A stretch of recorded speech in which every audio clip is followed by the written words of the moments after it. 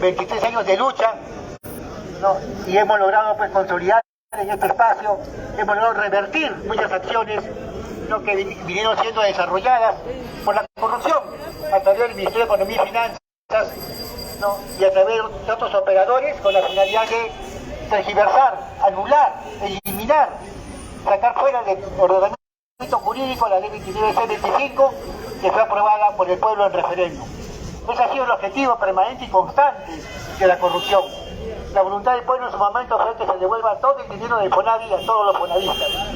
Esa decisión es la que ha venido siendo cuestionada, ¿no?, desde el Ministerio de Economía y Finanzas, y ahora último con una serie de operadores políticos, ¿no?, que vienen también, se han unido en esta lucha, digamos, contra la ley que aprobó el pueblo.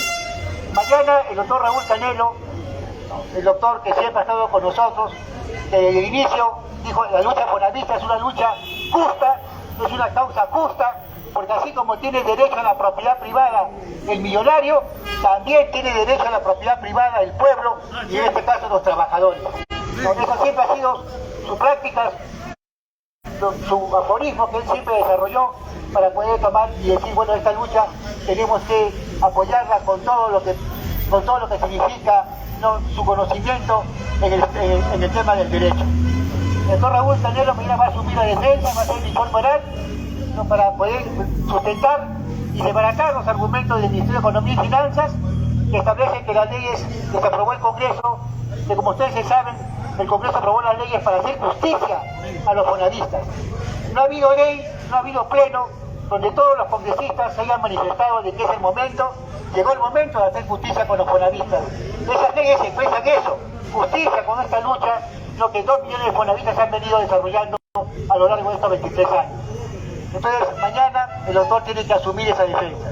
Se ha comprometido, tenemos compromisos que los vamos a saber honrar en su momento con el doctor y su equipo jurídico que está trabajando y elaborando en estos momentos, ¿no?, la sustentación del informe oral. No es mucho, es poco, es concreto.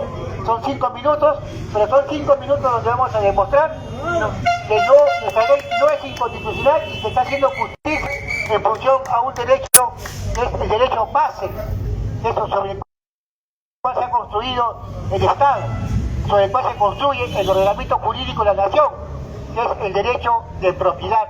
Es un derecho sagrado, ¿no?, que constituye pues la base del ordenamiento jurídico, ¿no?, y que el Estado, en la misma Constitución, establece de que el Estado va a defender, ¿no?, garantiza y defiende el derecho de propiedad.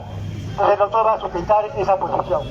Como todos sabemos, hermanos, en esta lucha que hemos tenido, legal, y la corrupción, aprovechando de que tiene ese privilegio, digamos así, o ese abuso de poder de tener en sus manos el manejo de la legalidad, eso les permite a ellos pues hacer leyes, hacer decretos supremos, ¿no?, cuando ellos les ocurra, cuando el momento los indica, ellos pueden hacer una serie de normas, dispositivos, ¿no?, para enfrentar y recortar los derechos del pueblo. Tienen esa ventaja, tienen esa facilidad de poder hacer eso. Y la lucha fonavista a lo largo de estos 23 años no está exento de eso. La ley 23.625, por ejemplo, ¿cuánto tiempo nos logró tomar para que se diera el referéndum? Sacaban dispositivos, sacaban una serie de normas, utilizaban el Congreso para tratar de frenar la convocatoria del referéndum. Una vez que lo hicimos, una vez que logramos aprobar la ley, ¿qué es lo que hicieron? Sacaron un dispositivo en una ley de presupuesto para recortar, para modificar, para cambiar la ley 23.625. Ese procedimiento que establecía sobre el derecho de propiedad, ese procedimiento que establecía la devolución de las aportaciones del trabajador y empleador, ¿no?, porque ya el tribunal había definido en una sentencia anterior de que todo el dinero del FONAVI era dinero privado, todo el dinero del FONAVI, y ese dinero se conformó con las aportaciones del trabajador y empleador. No era dinero público, era dinero privado, en función al derecho de propiedad.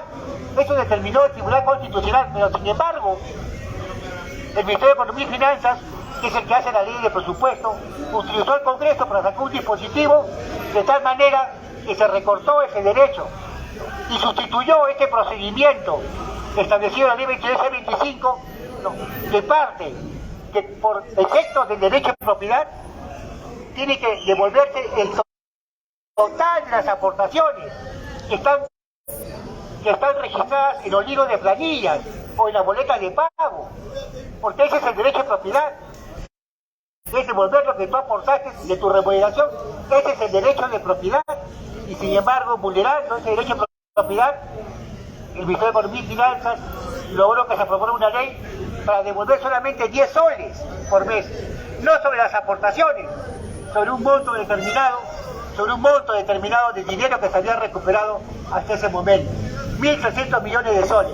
Eso era todo lo que había que devolver, y como no había más, había que repartirlo a 10 soles por mes. Ese fue su concepto, su criterio. Nosotros enfrentamos esa situación, logramos enfrentar con el doctor Raúl Tanielo. En la segunda sentencia, logramos que el tribunal efectivamente reconociera que tenía que devolverse los aportes y que el proceso tenía que sustentarse en los artículos 2, 3 y 4 de la ley 29 C25 aprobada en referéndum. Eso acotó el Tribunal Constitucional. Pero igual con la corrupción, igual con el Ministerio de Economía y Finanzas, no le importó. Y continuó con la devolución del 2015, todos fuimos testigos, a pesar que el tribunal decía de que el certificado de aportaciones debe contener el total actualizado de las aportaciones del trabajador. Sin embargo, en 2015, el Ministerio de Economía y Finanzas comenzó a devolver los 10 soles mediante un certificado espurio, nulo, que reflejaba esos 10 soles por mes. O sea, creemos que el Ministerio de Economía y Finanzas es una isla, y es el verdadero gobierno. El Ministerio de Economía y Finanzas es el verdadero gobierno del país. Es una isla que no hace caso al Tribunal Constitucional, no hace caso a la sentencia del Poder Judicial, no hace caso a la Constitución, se hace caso a sí mismo cuando se trata de los dineros del pueblo. Para él no hay más razón que la que él mismo impone. Es una isla en el ordenamiento jurídico, en el sistema del Estado Nacional, es una isla, no le afecta ninguna norma, ninguna sentencia cuando está relacionado al tema de los derechos de propiedad de los trabajadores. Así como, por ejemplo, lo que viene pasando con los pensionistas, con su sentencia, se han logrado en el Tribunal Constitucional, que establece que tiene que aumentarse progresivamente las pensiones. Igual no le hace caso. Hay una demanda en el Poder Judicial de cumplimiento para que se cumpla lo que establece la Constitución, y el Poder Judicial tampoco hace caso. Presiona el Ministerio de Economía para que no se cumpla. Ese es el verdadero enemigo del pueblo. Ese es el verdadero gobierno del pueblo, enemigo del pueblo, el Ministerio de Economía y Finanzas. Igual estamos con las pensiones, igual que el tema del CONADE. Pero como no pudieron con nuestra lucha, porque nuestra lucha se centró en el Congreso de la República, y logramos que el Congreso restituyera el derecho a propiedad, porque esas leyes que se van a aprobar en el Congreso lo que hacen es restituir el derecho de propiedad, restituyen el derecho de propiedad sobre el total de las aportaciones. Logramos que el Congreso de la República entendiera que como poder, como autoridad, debía cumplir con la Constitución y debía garantizar y proteger el derecho de propiedad de 2 millones de adultos mayores. Esas son las dos leyes, la 31.173 y la 31.454.